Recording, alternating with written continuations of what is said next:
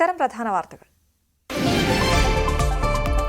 കൊല്ലത്ത് വയോധികയുടെ കാതരത്ത് സ്വർണ്ണ കവർച്ച. കമ്മലും മാലയും സ്മാർട്ട് ഫോണും മോഷണം പോയി. അതിക്രമം വീട്ടിൽ കയറി മർദ്ദിച്ച് അവശയാക്കിയ ശേഷം.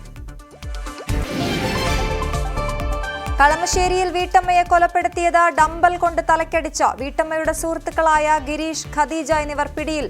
കൊല ഗിരീഷിന്റെ സാമ്പത്തിക ബാധ്യത തീർക്കാൻ. ഹോട്ടലിൽ വടിവാൾ വീശി ഗുണ്ടാസംഘത്തിന്റെ ഭീഷണി. അതിക്രമം കഴിച്ച ഭക്ഷണത്തിന്റെ പണം ആവശ്യപ്പെട്ടപ്പോൾ. സംഭവം കൊച്ചിയിൽ. 2 പേർ അറസ്റ്റിൽ. അറസ്റ്റിലായവർ സ്ഥിരം കുറ്റവാളികളെന്ന് പോലീസ്. നെടുമങ്ങാട് ഗുണ്ടാ ആക്രമണത്തിൽ 12 പേർ പിടിയിൽ. അറസ്റ്റിലായത് ഗുണ്ടാ തലവൻ സ്റ്റംബർ അനീഷ് ഉൾപ്പെടെയുള്ളവർ. ആക്രമണം ഗുണ്ടാ പാർട്ടി തടയാൻ ശ്രമിച്ച പോലീസിന് നേരെ. കൊല്ലത്ത് സ്കൂട്ടറിലെത്തി വഴിയാത്രക്കാരിയുടെ മാല കവർന്നയാൾ പിടി. ആലുവയിൽ വൻ കഞ്ചാവ് വേട്ട. ഒഡീഷ സ്വദേശികളിൽ നിന്ന് പിടിച്ചത് 35 കിലോ കഞ്ചാവ്. പിടിയിലായത് 2 സ്ത്രീകളും 1 പുരുഷനും. ഹൈറേഞ്ചിൽ നിന്നുള്ള ദീർഘദൂര സർവീസുകൾ KSRTC നിർത്തലാക്കുന്നു. നടപടി ലാഭകരമല്ലെന്ന കാരണത്താൽ. മലയോര മേഖലയിലെ യാത്രക്കാർ ദുരിതത്തിൽ.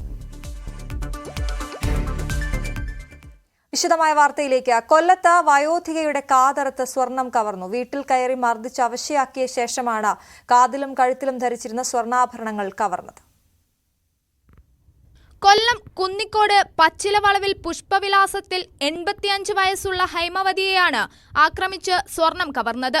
കഴിഞ്ഞ രാത്രി 12 മണിയോടുകൂടിയാണ് സംഭവം നടന്നത്. വീട്ടിൽ ഹൈമവതി തനിച്ചാണ് താമസിച്ചിരുന്നത്. ഇത് മുൻകൂട്ടി മനസ്സിലാക്കിയ മോഷ്ടാവ് വീടിന്റെ അടുക്കള ഭാഗത്തുള്ള ആസ്പെറ്റോസ് ഷീറ്റ് ഇളക്കി മാറ്റിയാണ് അകത്തു കടന്നത്. ഉറക്കത്തിലായിരുന്ന ഹൈമവതിയുടെ അടുത്തെത്തി വായിലും മൂക്കിലും കൈകൊണ്ട് പൊത്തിപ്പിടിച്ച് ഭീഷണിപ്പെടുത്തി. കഴുത്തിൽ കിടന്ന മാല പൊട്ടിച്ചെടുക്കുകയും കാതിലുള്ള കമ്മൽ വലിച്ചെടുക്കുകയും ചെയ്തു. അതിക്രമത്തിൽ ഹൈമവതിയുടെ ഇടത് കാതിന് മുറിവ് പറ്റിയിട്ടുണ്ട്. എന്റെ ഈ വേറൊന്നുമില്ല, ഒരു കൊച്ചുമാലയാ 1.5 പവന്റെ കട്ടിയുള്ള ഒരെണ്ണം കഴുത്തോട്ടം കിടന്നേ. അതും വലിച്ചിങ്ങനെ പറിച്ച് ഈ ചെവിന്ന് കമ്മല്. അതേ വേറെ ഒന്നും എടുത്തതും ചോദിച്ചതും പറഞ്ഞതും ഒന്നുമില്ല, മിണ്ടിയതുമില്ല. അല്ല അവൻ അന്നേരം വാക്കാൻ തുടങ്ങിയപ്പോ മിണ്ടരുതെന്ന് പറഞ്ഞു. മലയാളിയാവൻ. ഹൈമവതിയുടെ സ്മാർട്ട് ഫോണും കവർന്നാണ് മോഷ്ടാവ് സ്ഥലം വിട്ടത്. കൈവശമുണ്ടായിരുന്ന മറ്റൊരു ഫോണിൽ മക്കളെ വിവരമറിയിച്ചതിനെ തുടർന്ന് അവർ പോലീസിനെ വിവരമറിയിക്കുകയായിരുന്നു. ഓടിക്കൂടിയ അയൽക്കാരും ബന്ധുക്കളും ചേർന്ന് ഹൈമവതിയെ പുനലൂർ താലൂക്ക് ആശുപത്രിയിൽ പ്രവേശിപ്പിച്ചു. കാതിന് 4 തുന്നുകെട്ടലുകളുണ്ട്. കുന്നിക്കോട് പോലീസ് കേസ് രജിസ്റ്റർ ചെയ്ത് അന്വേഷണം ആരംഭിച്ചു. ന്യൂസ് 18 പുനലൂർ. കൊച്ചിയിൽ ഹോട്ടലിൽ ഗുണ്ടാ സംഘത്തിന്റെ ഭീഷണി. കഴിച്ച ഭക്ഷണത്തിന്റെ പണം ആവശ്യപ്പെട്ടപ്പോഴാണ് വടിവാൾ വീശി ഭീഷണിപ്പെടുത്തിയത്. ഗാന്ധിനഗറിലെ ഹോട്ടലിൽ ഇന്നലെ രാത്രിയാണ് സംഭവം. 2 പേർ അറസ്റ്റിലായി. പിടിയിലായവർ സ്ഥിരം കുറ്റവാളികളാണെന്ന് പോലീസ് പറയുന്നു. കടവന്ത്ര പോലീസാണ് പ്രതികളെ പിടികൂടിയത്.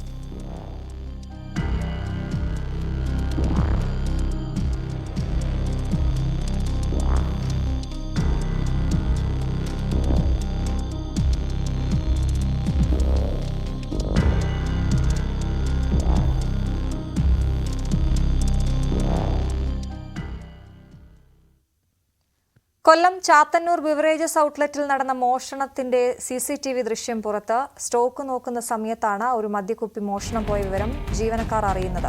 നവംബർ 20-നാണ് മോഷണം നടന്നതെന്ന് ദൃശ്യങ്ങളിൽ നിന്ന് വ്യക്തമാണ്. മോഷ്ടാവിനെ തിരിച്ചറിഞ്ഞിട്ടില്ല. പോലീസ് അന്വേഷണം തുടങ്ങി.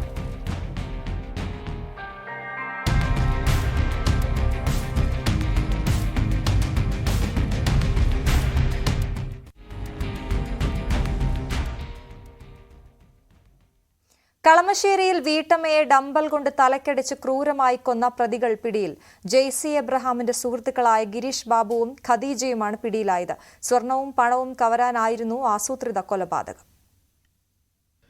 ഹെൽമറ്റ് ധരിച്ച് അപ്പാർട്ട്മെന്റിലെത്തിയ യുവാവിനെ കേന്ദ്രീകരിച്ചും കൊല്ലപ്പെട്ട JCയുടെ ഫോൺ കോളുകൾ ശേഖരിച്ചും പോലീസ് നടത്തിയ അന്വേഷണമാണ് പ്രതികളിലേക്കെത്തിച്ചത്.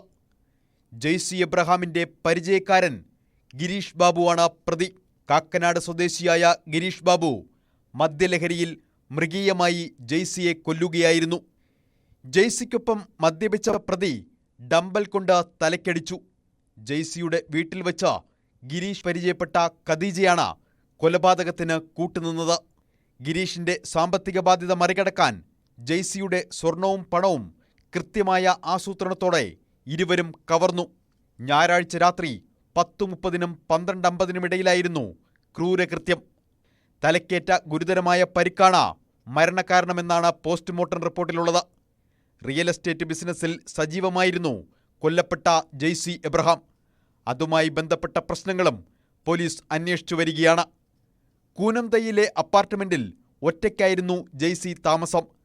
പോസ്റ്റ്മോർട്ടം നടത്തിയ ഡോക്ടർമാർ മരണത്തിൽ സംശയം പറഞ്ഞത് വഴിത്തിരിവായി. ഫോണിൽ ബന്ധപ്പെടാൻ ശ്രമിച്ചപ്പോൾ കിട്ടാത്തതിനാൽ കാനഡയിലുള്ള ജെയ്സിയുടെ മകളാണ് പോലീസിനെ വിവരമറിയിച്ചത്. ന്യൂസ് 18 കൊച്ചി.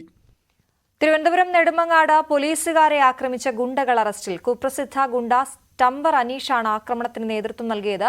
ഗുണ്ടകളെ അണിനിരത്തിയുള്ള ജന്മദിനാഘോഷം പോലീസ് തടഞ്ഞതാണ് ഗുണ്ടകളെ പ്രകോപിപ്പിച്ചത്. SHO അടക്കമുള്ള പോലീസുകാർക്ക് പരിക്കേറ്റിരുന്നു. കുപ്രസിദ്ധ ഗുണ്ടാ നേതാവായ സ്റ്റംബർ അനീഷ് തലസ്ഥാനത്തെ ഗുണ്ടകളെ ക്ഷണിച്ച് ജന്മദിനാഘോഷം ആഘോഷമാക്കുകയായിരുന്നു. ഇത് സംബന്ധിച്ച വിവരം ലഭിച്ചതോടെ പോലീസ് ഇടപെട്ട് തടഞ്ഞു. തുടർന്ന് രാത്രി 10:30 നേർക്ക് നേർ ഏറ്റുമുട്ടൽ. ഗുണ്ടാ സംഘം പോലീസുകാരെ വളഞ്ഞിട്ട് മർദ്ദിച്ചു. നെടുമങ്ങാട് SHO രാജേഷ് കുമാർ അടക്കമുള്ള പോലീസുകാർക്ക് മർദ്ദനമേറ്റു. ഏറെ നേരത്തെ സംഘർഷത്തിനൊടുവിൽ സ്റ്റംബർ രാജേഷ് ഉൾപ്പെടെ സംഘത്തെ പോലീസ് കീഴ്പ്പെടുത്തി. കേസിൽ ഇതുവരെ 12 പേരെ അറസ്റ്റ് ചെയ്തു. കൊലപാതക ശ്രമം, കൃത്യനിർവഹണം തടസ്സപ്പെടുത്തൽ, പോലീസ് വാഹനം തകർക്കൽ എന്നീ വകുപ്പുകൾ ചേർത്താണ് കേസ്. കേസിൽ സ്ത്രീകളടക്കമുള്ള കൂടുതൽ പ്രതികൾ ഉൾപ്പെട്ടിട്ടുണ്ടെന്നാണ് പോലീസ് പറയുന്നത്. മർദ്ദനത്തിൽ പരിക്കേറ്റ പോലീസുകാർ ആശുപത്രിയിൽ ചികിത്സ തേടി. ആരുടെയും പരിക്ക് ഗുരുതരമല്ല. ന്യൂസ് 18 തിരുവനന്തപുരം. ആലുവയിൽ വൻ കഞ്ചാവ് വേട്ട. ഒഡീഷ സ്വദേശികളിൽ നിന്ന് 35 കിലോ കഞ്ചാവ് പിടിച്ചു. 2 സ്ത്രീകളും ഒരു പുരുഷനുമാണ് പിടിയിലായത്. സത്യനായിക്, ആശ, പ്രമോദ് ലിമ, അശാന്തി താക്കൂർ എന്നിവരാണ് പിടിയിലായത്. ബാഗുകളിലായാണ് കഞ്ചാവ് എത്തിച്ചത്. പുലർച്ചെ 2 മണിയോടെ ട്രെയിനിൽ ആലുവയിലെത്തിയപ്പോഴാണ് പിടിയിലായത്.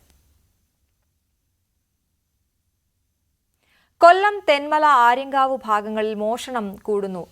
ഇടപാളയത്ത് വീടിന് സമീപം മോഷ്ടാക്കളെന്ന് സംശയിക്കുന്നവരെ കണ്ടെത്തിയിരുന്നു. തെന്മലയിൽ ആളൊഴിഞ്ഞ പ്രദേശത്ത് മോഷണ സംഘം എത്തിയതായി നാട്ടുകാർ പറയുന്നു. വെള്ളിമല പാലത്തിന് സമീപത്തെ വീട്ടിലും മോഷണശ്രമമുണ്ടായി. ഇതിന്റെ CCTV ദൃശ്യങ്ങളും പുറത്തുവന്നു. ഇതോടെ കിഴക്കൻ മേഖല ഭീതിയിലാണ്. പോലീസ് പട്രോളിംഗ് അടക്കം ശക്തമാക്കണമെന്നാണ് ആവശ്യം. കൊല്ലം ജില്ലാ കലോത്സവത്തിന് ഒരുക്കങ്ങൾ പൂർത്തിയായതായി വിദ്യാഭ്യാസ വകുപ്പ്. 12 ഉപജില്ലകളിൽ നിന്നായി 10,000-ലധികം വിദ്യാർത്ഥികൾ പങ്കെടുക്കും. കൊട്ടാരക്കര ഗവൺമെന്റ് ഹയർ സെക്കൻഡറി സ്കൂളിലാണ് കലോത്സവം നടക്കുക. പ്രധാന വേദിയായ ഹൈസ്കൂൾ ഗ്രൗണ്ടിൽ നാളെ വിദ്യാഭ്യാസ ഉപഡയറക്ടർ KA ലാൽ പതാക ഉയർത്തും. 14 വേദികളിലാണ് മത്സരങ്ങൾ. ഗോത്ര കലാരൂപങ്ങൾ ഉൾപ്പെടെ 10 ഇനങ്ങളാണ് പുതുതായി ഉൾപ്പെടുത്തിയിട്ടുള്ളത്. 63ാമത് റവന്യൂ ജില്ലാ കലോത്സവത്തിന് കൊട്ടാരക്കരയിൽ നവംബർ 26-ന് തിരിതെളിയുകയാണ്. കൊട്ടാരക്കരയിലെ ജില്ലാ കലോത്സവം ഏറ്റവും മികച്ച ജില്ലാ കലോത്സവം, അല്ലെങ്കിൽ കൊല്ലം ജില്ല ഏറ്റവും പ്രതീക്ഷയോടെ നോക്കിക്കാണുന്ന ഒരു കലോത്സവമാണ് കൊട്ടാരക്കരയിലെ കലോത്സവം. 1ാം വേദിയായിട്ട് കൊട്ടാരക്കര ബോയ്സ് ഹയർ സെക്കൻഡറി സ്കൂളിൻ്റെ ഗ്രൗണ്ട് 1ാം വേദിയിൽ ഏറ്റവും മനോഹരമായ, ഏറ്റവും വലിയ, കൊല്ലം ജില്ല റവന്യൂ ജില്ലയിൽ ഇതുവരെ നിർമ്മിച്ചിട്ടുള്ളതിൽ ഏറ്റവും വലിയ വേദി കൊട്ടാരക്കരയിൽ ഒരുങ്ങിക്കഴിഞ്ഞു. നമ്മളുടെ 14 വേദികൾ, ആ 14 വേദികളുടെയും നിർമ്മാണം പുരോഗമിച്ചുകൊണ്ടിരിക്കുകയാണ്. ഏറ്റവും മികച്ച ഒരു കലോത്സവമാക്കി തീർക്കുവാനായിട്ട് ഇത് സാധിക്കട്ടെ. നമ്മുടെ Balagopal sir, Chinchu Rani minister Ganesh sir, എല്ലാ മിനിസ്റ്റർമാരും, എല്ലാ MLA മാരും, എല്ലാ ജനപ്രതിനിധികളും നമ്മളോടൊപ്പമുണ്ട്. എല്ലാവരുടെയും പൂർണ്ണമായ സഹകരണവും പിന്തുണയും ഉള്ളതുകൊണ്ട് തന്നെ ടെൻഷനില്ലാതെ നമുക്ക് ഈ കലോത്സവം പൂർത്തീകരിക്കാൻ സാധിക്കും. കോതമംഗലം കവളങ്ങാട് സമര പ്രചാരണ ജാഥയുമായി NREG വർക്കേഴ്സ് യൂണിയൻ നവംബർ 27-ന് പഞ്ചായത്ത് ഓഫീസ് മാർച്ചിന് മുന്നോടിയായാണ് ജാഥ. CPM Neriamangalam local secretary KE Joy ജാഥ ക്യാപ്റ്റൻ നിർമ്മല മോഹനന് പതാക കൈമാറി. ഗുരുവായൂർ ഏകാദശിയുടെ ഭാഗമായുള്ള ചെമ്പൈ സംഗീതോത്സവം നാളെ തുടങ്ങും. 80 വർഷമായി നടന്നുവരുന്ന പോലീസ് വിളക്ക് ഇക്കുറിയും ഭക്തിസാന്ദ്രമായി ആഘോഷിച്ചു. 1 മാസം നീണ്ടു നിൽക്കുന്ന വിളക്ക് ആഘോഷങ്ങളിൽ കോടതി വിളക്ക്, വിവിധ ബാങ്കുകൾ, പോസ്റ്റൽ വിളക്കുകൾ എന്നിവ നടക്കും.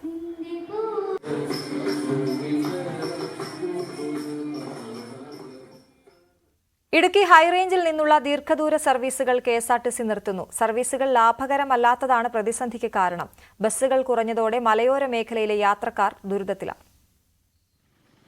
ഇടുക്കി നെടുങ്കണ്ടത്തു നിന്നും രാവിലെ 5-ന് പുറപ്പെട്ടിരുന്ന കണ്ണൂർ ബസ്സും കട്ടപ്പനയിൽ നിന്നും മൂവാറ്റുപുഴയ്ക്ക് സർവീസ് നടത്തിയിരുന്ന ഫാസ്റ്റ് പാസഞ്ചറും സർവീസ് നിർത്തി. സേനാപതിയിൽ നിന്നും വെളുപ്പിന് 3-ന് പുറപ്പെട്ടിരുന്ന കോട്ടയം ബസ്സും ശാന്തൻപാറയിൽ നിന്നും വടക്കാഞ്ചേരിക്ക് സർവീസ് നടത്തിയിരുന്ന ബസ്സും ഏതാനും മാസങ്ങൾക്കിടെ സർവീസ് അവസാനിപ്പിച്ചു. സർവീസുകൾ ലാഭകരമല്ലാത്തതുകൊണ്ടാണ് നിർത്തലാക്കിയതെന്നാണ് അധികൃതരുടെ വിശദീകരണം. ഹൈറേഞ്ചിലെ ജനങ്ങൾ മറ്റ് ജില്ലകളിലേക്കുള്ള യാത്രകൾക്കായി ആശ്രയിച്ചിരുന്നത് ഈ ബസ്സുകളെയാണ്. മുന്നറിയിപ്പുകളും കാരണങ്ങളുമില്ലാതെ പല സർവീസുകളും നിർത്തലാക്കിയത് യാത്രക്കാരെ ദുരിതത്തിലാക്കി. ഹൈറേഞ്ചിൽ നിന്നും വിവിധ ജില്ലകളിലേക്കുള്ള KSRTC ബസ്സുകളുടെ നിർത്തലാക്കൽ ഹൈറേഞ്ചിലെ യാത്രക്കാർ വലയുകയാണ്. നമുക്കറിയാം, ഈ ജില്ലയിൽ നിന്നും അടുത്ത ജില്ലയിലേക്ക് യാത്ര ചെയ്യുന്നതിന് വേണ്ടി ആളുകൾ കൂടുതൽ KSRTC ബസ്സുകൾ ഉപയോഗിക്കുമ്പോൾ ആ ബസ്സുകൾ യാതൊരു അറിയിപ്പോ കാരണമോ കൂടാതെ നിർത്തിയിരിക്കുകയാണ്. ലാഭകരമായ സർവീസുകൾ തുടർച്ചയായി നിർത്തലാക്കുന്നത് സംബന്ധിച്ച് അന്വേഷണം നടത്തണമെന്നാണ് നാട്ടുകാരുടെ ആവശ്യം. ന്യൂസ് 18 ഇടുക്കി. സ്വന്തമായി വടംവലി ടീമുണ്ടാക്കി കേരളത്തിലുടനീളം മത്സരിക്കുകയാണ് ഇടുക്കി മാവടി സെന്റ് തോമസ് ഇടവക വികാരി ഫാദർ ജോസഫ് ചുനയമ്മാക്കൽ. വോളിബോൾ, ബാഡ്മിന്റൺ തുടങ്ങി വിവിധ കായിക വിനോദങ്ങൾക്കും ഇടവകയുടെ നേതൃത്വത്തിൽ പരിശീലനം നൽകും. യുവതലമുറയെ കായിക മേഖലയിലേക്ക് ആകർഷിക്കുകയാണ് ലക്ഷ്യം. കഴിഞ്ഞ വർഷത്തെ ഓണക്കാലത്താണ് ഇടുക്കിയിൽ മാവടിയുടെ സ്വന്തം വടംവലി ടീം രൂപം കൊണ്ടത്. ഓണപരിപാടികൾക്കൊപ്പം വടംവലി മത്സരവും നടത്തിയപ്പോൾ നാടിൻ്റെ സ്വന്തം ടീമെന്ന ആശയത്തിലേക്ക് എത്തുകയായിരുന്നു. നെടുങ്കണ്ടം മാവടി സെന്റ് തോമസ് ഇടവക വികാരി ഫാദർ ജോസഫ് ചുനയമ്മാക്കൽ എന്ന സിജോ അച്ഛനാണ് ഉദ്യമത്തിന് പിന്നിൽ.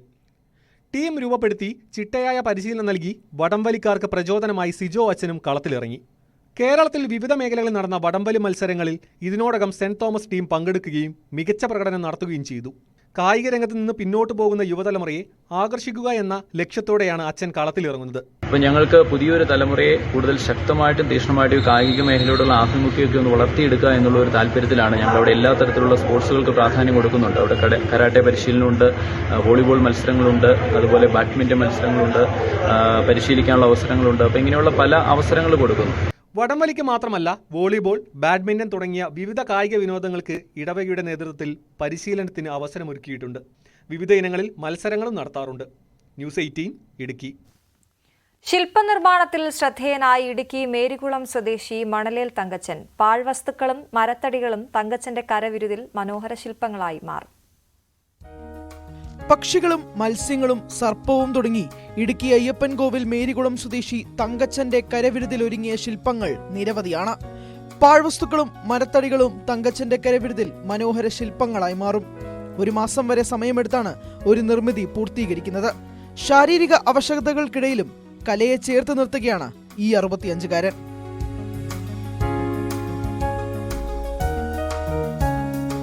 ചെറുപ്പം മുതൽ ശില്പകലയിൽ താല്പര്യമുണ്ടായിരുന്നെങ്കിലും 2 വർഷം മുമ്പാണ് സജീവമായത്.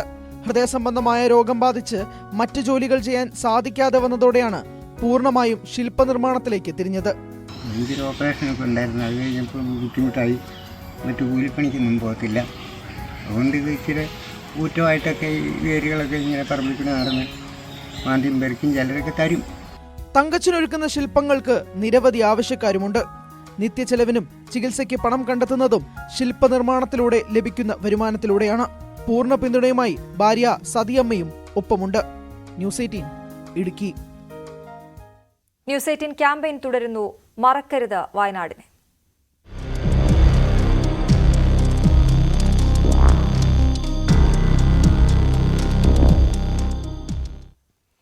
സർവ്വതും തകർത്തെറിഞ്ഞ ഉരുൾപ്രവാഹത്തിൽ പ്രിയ മകനെ കൈവിട്ടു പോയതിന്റെ വേദനയിൽ നീറുകയാണ് ചൂരൽമല സ്വദേശിനി താഹിറ KS.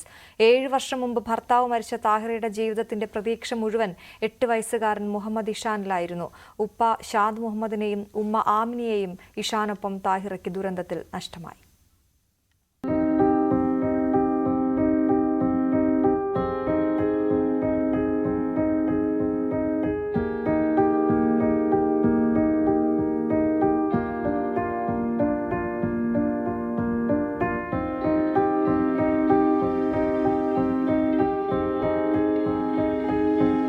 അന്നും പതിവ് പോലെ പ്രാർത്ഥിച്ചു സലാം ചൊല്ലിയാണ് മുഹമ്മദ് ഇഷാൻ കിടന്നത്. ആ രാത്രി സർവ്വതും തകർത്തെറിഞ്ഞ ഉരുൾ താഹിറയുടെ വീടിനെയും തുടച്ചു നീക്കി. എല്ലാമായ മകൻ കൈവിട്ടു പോകുമ്പോൾ നിസ്സഹായയായി ഈ അമ്മ. നല്ല ഉറക്കിലായിരുന്നു. അവനൊന്നും അറിഞ്ഞിട്ടില്ല. മോന് നല്ല ഭക്ഷണമൊക്കെ കഴിച്ച് സലാം പറഞ്ഞ് കിടന്ന കുട്ടിയാണ്. രാവിലെ എണീച്ചപ്പോൾ കൂടെ ഇല്ല. ഞാൻ ചേർത്ത് പിടിച്ചിരുന്നു, ടീഷർട്ടിൽ ചേർത്ത് മുറുക്ക പിടിച്ചിരുന്നു. അവനും വെള്ളം അടുത്തേക്ക് എത്തിയപ്പോൾ അവനെന്തോ ചെവിയിൽ അറിഞ്ഞിട്ടുണ്ട്, എന്തോ ഒരു ശബ്ദം ഉണ്ടെന്ന് അറിഞ്ഞെന്ന് തോന്നുന്നു. എൻ്റെ അടുത്തേക്ക് കടന്നു. അപ്പം ഞാനും അവൻ്റെ അടുത്തേക്ക് കടന്ന് അവൻ്റെ ടീഷർട്ട് മുറുക്ക പിടിച്ചു. പക്ഷെ വെള്ളം അങ്ങനെ കട്ടിലോടെ കൊണ്ടുപോയപ്പോൾ ഞാനും അങ്ങ് കമിഴ്ന്നപ്പോൾ എൻ്റെ കയ്യിൽ നിന്ന് അങ്ങ് വിട്ടുപോയി. പക്ഷേ ഞാൻ ആ ചളിയിൽ നിന്ന് എണീച്ച് വരുമ്പോൾ എൻ്റെ കയ്യെത്തും ദൂരത്തായിട്ട് തന്നെ ഉപ്പയും ഒക്കെ ഉണ്ടായിരുന്നു. അത് ഞാൻ പിന്നീട് അറിഞ്ഞത്. ഭയങ്കര വിഷമം തോന്നി. ഞാൻ എണീച്ച് വന്നപ്പോൾ എൻ്റെ അത്രയും അടുത്ത് അവരുണ്ടായിരുന്നു. 7 വർഷം മുൻപാണ് ഭർത്താവ് സിറാജുദ്ദീൻ മരിച്ചത്. തയ്യൽ ജോലി ചെയ്താണ് മകൻ മുഹമ്മദ് ഇഷാനെ താഹിറ വളർത്തിയത്. ഉപ്പയ്ക്കും ഉമ്മയ്ക്കുമൊപ്പം ജീവിതം കരുപ്പിടിപ്പിച്ചു വരുമ്പോഴാണ് എല്ലാം നഷ്ടമായത്. അന്ന് പ്രധാനമന്ത്രി ആശുപത്രി സന്ദർശിക്കുമ്പോൾ താഹിറയും ഉണ്ടായിരുന്നു അവിടെ. ഏറെ പ്രതീക്ഷയുണ്ടായിരുന്നു പ്രധാനമന്ത്രിയുടെ സന്ദർശനത്തിൽ. പക്ഷേ ഇപ്പോൾ ഹോസ്പിറ്റലിൽ എല്ലാവരും കാണാൻ വന്നപ്പോൾ നെയ്സമോളെ കാണാൻ വേണ്ടി വന്ന് ആ കുട്ടിയായിട്ട് നല്ല സ്നേഹമായിട്ട് നിൽക്കുമ്പോൾ അതിൻ്റെ തൊട്ടടുത്ത ബെഡിലാണ് ഞാൻ കിടക്കുന്നുണ്ടായിരുന്നത്. അത് അവിടെ വന്ന് സംസാരിച്ച് അങ്ങനെ പോയി. പക്ഷെ അതൊക്കെ എന്താണെന്നുള്ളത് ഇപ്പം ഒരു പ്രകടനമാണോ എന്താണെന്നുള്ള അറിയില്ല. പക്ഷെ അതിൻ്റെ ഒന്നും കിട്ടിയിട്ടില്ല. വിഷമമുണ്ട്, ഇത്രയും വലിയൊരു ദുരന്തം ഉണ്ടായിട്ട്. ഇനി പതിയെ ജീവിതത്തിലേക്ക് മടങ്ങിയെത്തണം. എത്ര കാലം ഇങ്ങനെ വാടകയ്ക്ക് കഴിയേണ്ടി വരുമെന്ന് അറിയില്ല. സർക്കാർ കൈവിടില്ലെന്ന് മാത്രം പ്രതീക്ഷിക്കുന്നു. താഹിറ പറഞ്ഞു നിർത്തി. അവരെ ഓർമ്മകളിലൂടെ തന്നെ, അവരെ ആഗ്രഹങ്ങളിലൂടെ എൻ്റെ മോന് ഒരുപാട് ഭയങ്കര ഒരു പ്രതീക്ഷയായിരുന്നു. ഭയങ്കര ബോൾഡായ കുട്ടിയാണ്. വെള്ളാർമല സ്കൂളിൽ 4ാം ക്ലാസ് വിദ്യാർത്ഥിയാണ്. നല്ല ഇതാണ്. അപ്പം ഒരുപാട് ഓർമ്മയും സ്വപ്നങ്ങൾ എനിക്ക് തന്നിട്ടുണ്ട്. അപ്പോൾ ആ ഒരു ഓർമ്മയിലൂടെ എനിക്ക് ജീവിക്കണം എന്ന് എനിക്ക് അതിയായ ആഗ്രഹമുണ്ട്. അപ്പോൾ നമ്മളിതിനെ തരണം ചെയ്ത് മുന്നോട്ട് പോകണമെന്നാണ്. അഖിലോട്ടുപാറയ്ക്കൊപ്പം CV അനുമോദ്, ന്യൂസ് 18. കേന്ദ്ര ഗവൺമെൻറ് നിലവിലുള്ള നടപടി എന്ന് പറയുന്നത്, ഇപ്പോൾ SDR ഫണ്ടിൽ ഇവിടെ തുകയുണ്ടെങ്കിൽ ആ ഫണ്ട് വിനിയോഗിക്കണം എന്നുള്ളത് കേന്ദ്ര സർക്കാരിൻ്റെ ഒരു പൊതു നയമാണ്. ഞാനും ആ വകുപ്പ് കൈകാര്യം ചെയ്തിരുന്ന ഒരാളെന്നുള്ള നിലയിൽ പറയുകയാണ്. പക്ഷേ അത് ഇവിടെ റിഫ്ലക്റ്റ് ചെയ്യുന്നുണ്ട്. അതിൻ്റെ ബാക്കിയുള്ള തുകയ്ക്ക് ഇപ്പോൾ എത്ര അനുവദിച്ചാലും ബാക്കിയുള്ള തുക മാത്രമേ അനുവദിച്ച് കിട്ടത്തുള്ളൂ. അവിടെയാണ് പ്രശ്നം. കേന്ദ്രം അപ്പം മറന്നു കേരളത്തെ. കേന്ദ്രം അതിന് വേണ്ട തരത്തിലുള്ള പ്രാധാന്യം കൊടുക്കുന്നില്ല. അതൊരു പൊളിറ്റിക്കൽ ഡിസിഷനാണ് ആവശ്യം.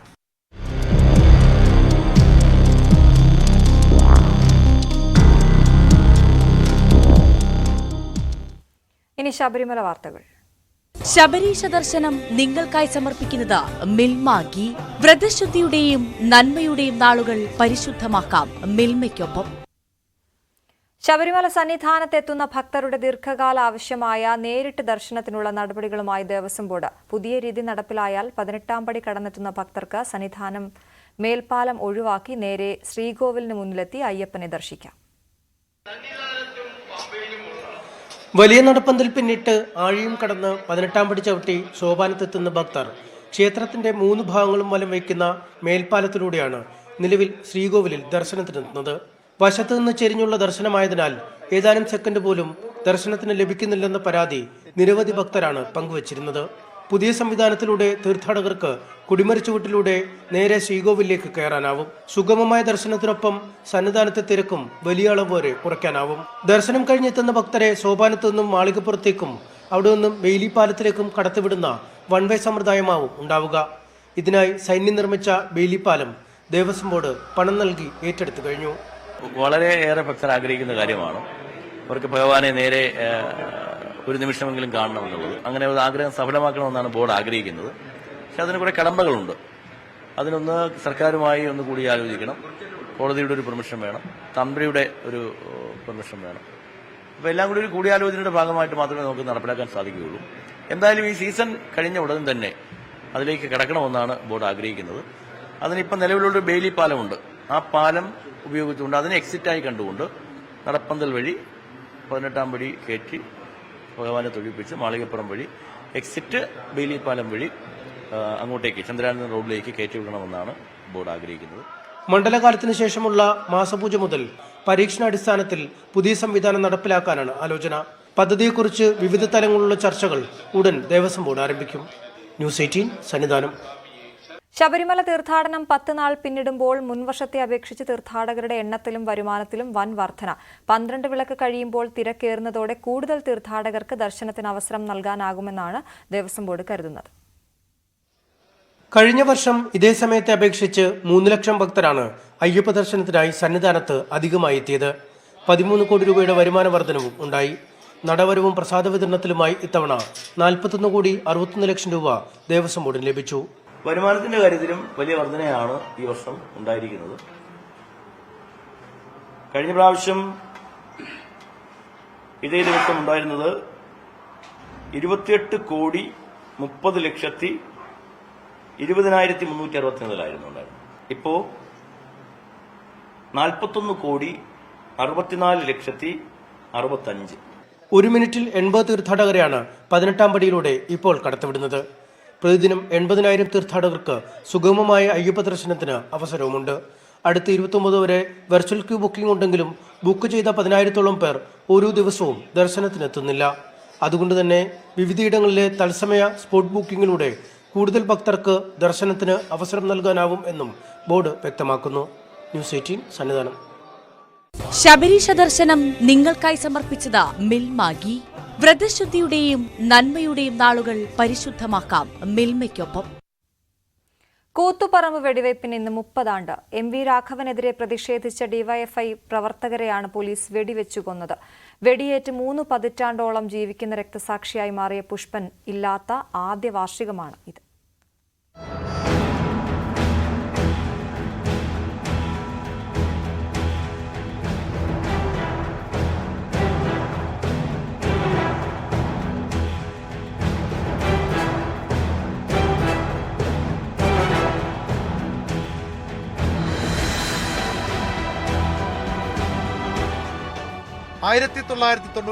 നവംബർ 25 കേരള രാഷ്ട്രീയ ചരിത്രത്തിലെ കറുത്ത ദിനങ്ങളിലൊന്ന്. എന്നാൽ യുവജന സംഘടനയായ ഡിവൈഎഫ്ഐക്ക് ഉജ്ജ്വലമായ സമരവീര്യത്തിന്റെ ഓർമ്മദിനമാണ് ഇത്.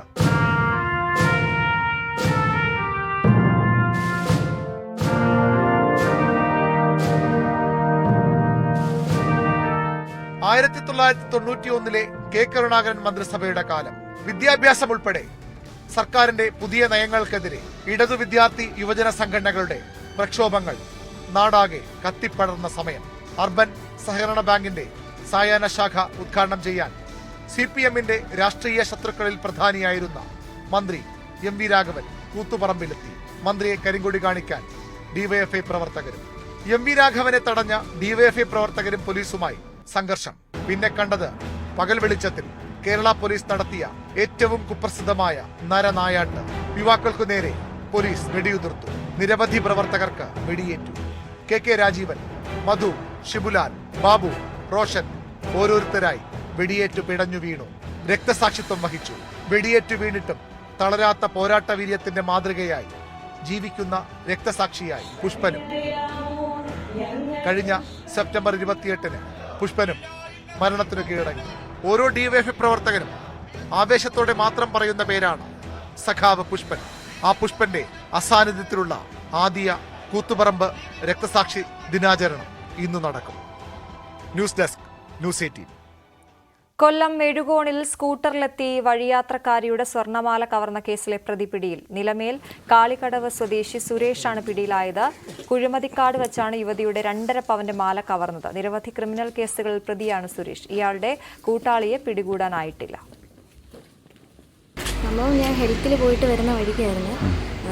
പോയിട്ട് ബസ് ഇറങ്ങി നമ്മുടെ വീട്ടിലോട്ട് പോകുന്ന വഴിക്ക് കണക്ക് നടന്നു പോകുമായിരുന്നു. ആ സമയത്ത് 2:30 മണി സമയമായതുകൊണ്ട് വീട്ടിലൊന്നും ആൾക്കാർ ഒന്നും പുറത്തില്ലായിരുന്നു. അപ്പം നടന്നു വരുന്ന വഴിക്ക് കണക്ക് പുറകിൽ നിന്ന് വന്നിട്ട് ബാക്കിയിരുന്ന ആളിങ്ങനെ മാല നന്നായിട്ട് വലിച്ച് പൊട്ടിച്ച്, പിന്നെ മാല ചെറുതായിട്ട് പൊട്ടിയിരുന്നതാണ്.